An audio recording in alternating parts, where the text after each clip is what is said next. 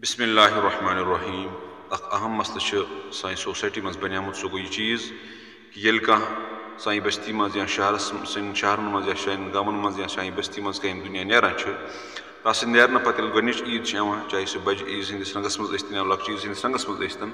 पे तिहद गर गि यह जानित तजित कर कि आज फलनिस नफरस गोच ईद तो अत पे करो कत कि क्या यह शरीयत की नजर मज सही अमल कि गलत अमल बेदत अमल। तो अस पे सारे अत मज याद थवन कि वह ये कह इंसान दुनिया नेरान तस नेरन पे हर अकिस इंसानस पता कि तजित 3 दुह तिहद गर ग 3 दुहन तजित कर तम पे कह तजित तज़किर शरीयत मज ग बहरहाल वन ये 3 दुह बजाय 3 रेत गमत या 4 रेत गमत या 6 रेत गमत या 8 रेत गमत पत आई ईद वन कत हेको तजित गि 3 दुहन तजित वन कत गो 3 रेत 4 रेत 8 रेत 9 रेत तजित इसलिए पे तजित गन चीज़। दुम चीज़ मसलस मज अहम तरीन मामल जहनस मज थवन सह गो यह चीज़ कि अस गि ईद हूं तस्वुर ईद क्या चीज़ वो चाहे यह लकट ईद माह रमजान मुबारकस मज अल्लाह ताला इबादत कर्म अम बदल खुशी मज दिवान रब ज़ुल जलाल वल करम ईद बड़ ईद यस्तन हजुक मौसम हजुक यह वक्त हज कर लुक हज किस बदलस मज अल्लाह ताला खुशी कर्म अता बड़ ईद। तम दुशवे ईद मुसलमान खतर आम खुशी हूं तोहफ कर पेश कर इन मज खुशी हूं इजहार कर नबी अलैहिस्सलातु वस्सलाम फरमो कि ईद दह तुम खुशी हूं इजहार कर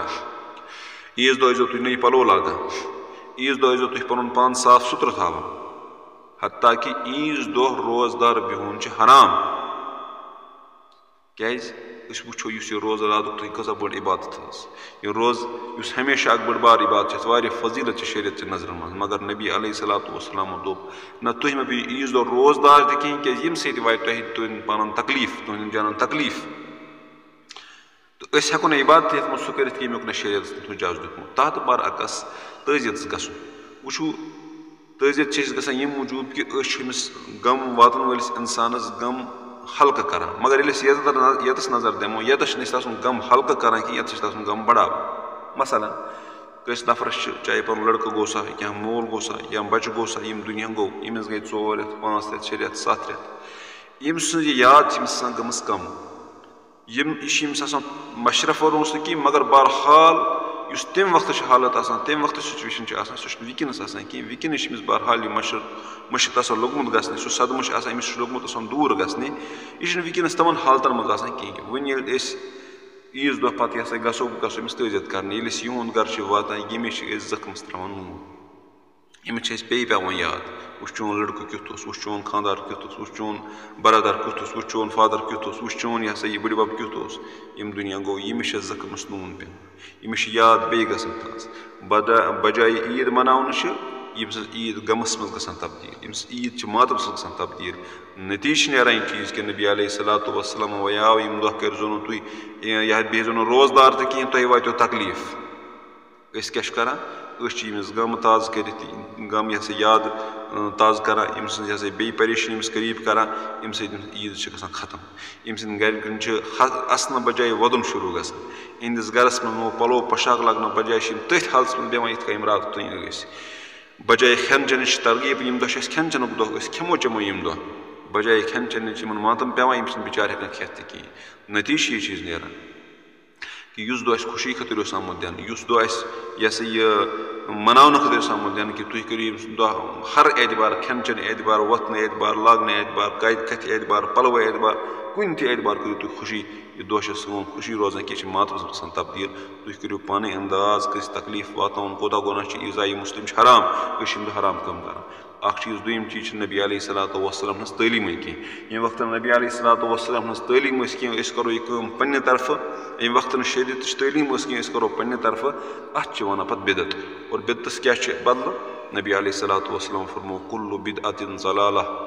हर कह बिदत गुमराही व कुल्लु ज़लालतिन फिन्नार और हर कह गुमराही इंसानस कोतनो नारि जहन्नमस मज अल्लाह ताला कर हिफाजत। तो बहरहाल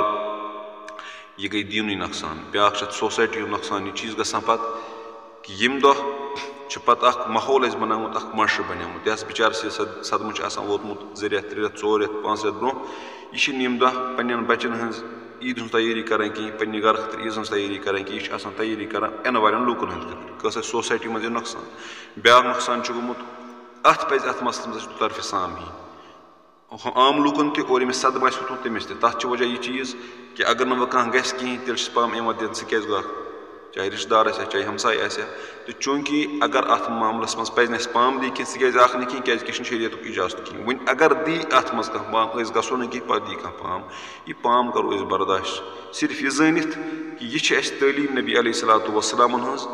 नबी अलैहिस्सलातु वस्सलाम हज तलीम पे अमल करने खतर खुदा सद रजा खतर अगर यह पाम करो बर्दाश्त अम पाम हूँ बड़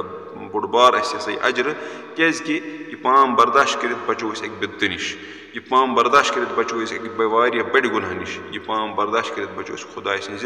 नाफरमानी नश नबी अलैहिस्सलातु वस्सलाम नाफरमानी नश इसलिए पज अत मामलस बड़ सोचन यह तजीदुक मामलो सोरी सिस्टम गज बंद कर अल्लाह ताला दीन हर कह समझन तौफीक अल्लाह ताला दीन अमल कर तौफीक।